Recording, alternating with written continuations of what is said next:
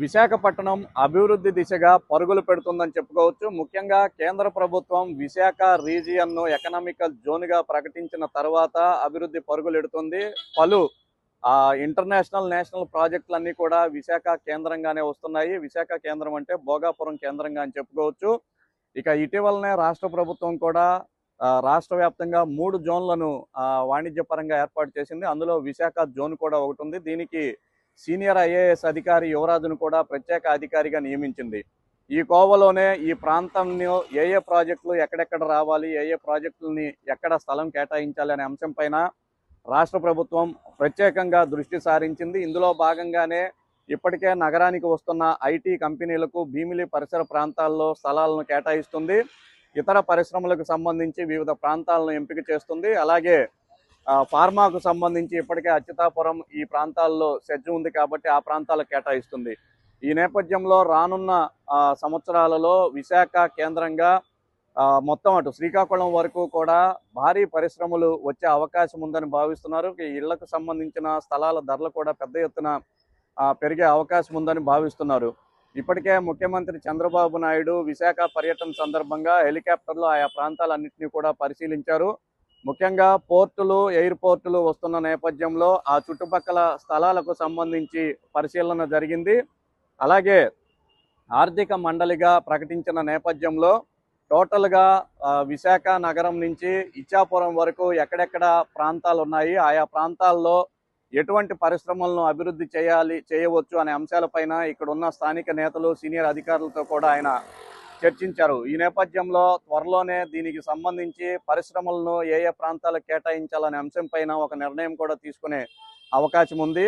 భోగాపురం కేంద్రంగా ఇప్పటికే ఎగుమతులు, దిగుమతులకు సంబంధించిన పరిశ్రమలను ఏర్పాటు చేయడంతో పాటుగా భోగాపురానికి కనెక్టివిటీని ఎక్కడెక్కడ పెంచాలి, భోగాపురం నుంచి ఏ ప్రాంతాలకు రోడ్లను కొత్తగా నిర్మించాలనే అంశం పైన కూడా ఆయన సీరియస్గా చర్చించినట్లుగా సమాచారం. ఇక ఇప్పటికే రాయపూర్ విశాఖకు సంబంధించి 8 లైన్ల జాతీయ రహదారి కూడా త్వరలోనే అందుబాటులోకి రానుంది.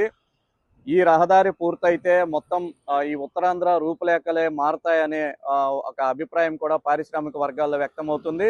ఇక భోగాపురం నుంచి ఇప్పటికే కొత్తగా నిర్మిస్తున్న శ్రీకాకుళంలోని పోర్టుకి, అలాగే ఇటు విశాఖ నగరానికి కొత్తగా కనెక్టివిటీని ఏర్పాటు చేయడానికి ప్రయత్నాలు జరుగుతున్నాయి. ఇప్పటికే ఇచ్చాపురం నుంచి విశాఖ వరకు కూడా 8 లైన్ల రోడ్లకు సంబంధించి ప్రపోజల్స్ ఉన్నాయి. వాటిని ఏ విధంగా ముందుకు తీసుకువెళ్ళాలి అనే చర్చ కూడా సాగుతుంది. పలు ఐటీ కంపెనీలు గూగుల్తో సహా విశాఖ వస్తున్న నేపథ్యంలో ఐటీ కంపెనీలకు సంబంధించి మౌలిక వసతులను ఎలా కేటాయించాలి, ఎక్కడెక్కడ కేటాయించాలి, వారికి ఉన్న అవసరాలు ఏంటి అనే అంశాలపైన, అలాగే గూగుల్ డేటా సెంటర్ వస్తుంది కాబట్టి దానికి అనుబంధంగా అనేక పరిశ్రమలు వచ్చే అవకాశం ఉంది కాబట్టి వాటికి ఏ విధంగా స్థలాలను, మౌలిక వసతులను కల్పించాలి అనే అంశాలన్నీ కూడా ఈ మీటింగ్లో చర్చకు వచ్చినట్లుగా తెలుస్తుంది. ఏరియల్ వ్యూలో భాగంగా ఆయన ఈ ప్రాంతాలన్నింటినీ కూడా సందర్శించారు.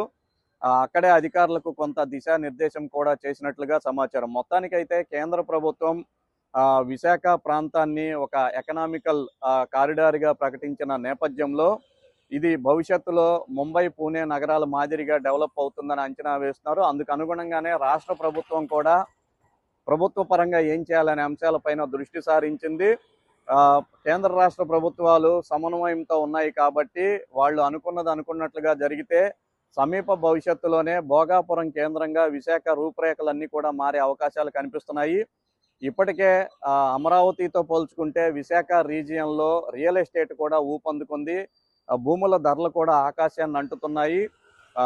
కంప్లీట్గా విశాఖ అభివృద్ధి జరగాలనంటే శ్రీకాకుళం, విజయనగరం వైపే వెళ్లాల్సి ఉంటుంది కాబట్టి రియల్ ఎస్టేట్ పరంగా అభివృద్ధి జరుగుతుంది. అలాగే వివిధ పరిశ్రమలు కూడా పెద్ద ఎత్తున తరలి వస్తున్న నేపథ్యంలో భవిష్యత్తులో ఈ ప్రాంతం యొక్క ముఖ చిత్రం సంపూర్ణంగా మారుతుందని వ్యాపారవేత్తలు అయితే అంచనా వేస్తున్నారు.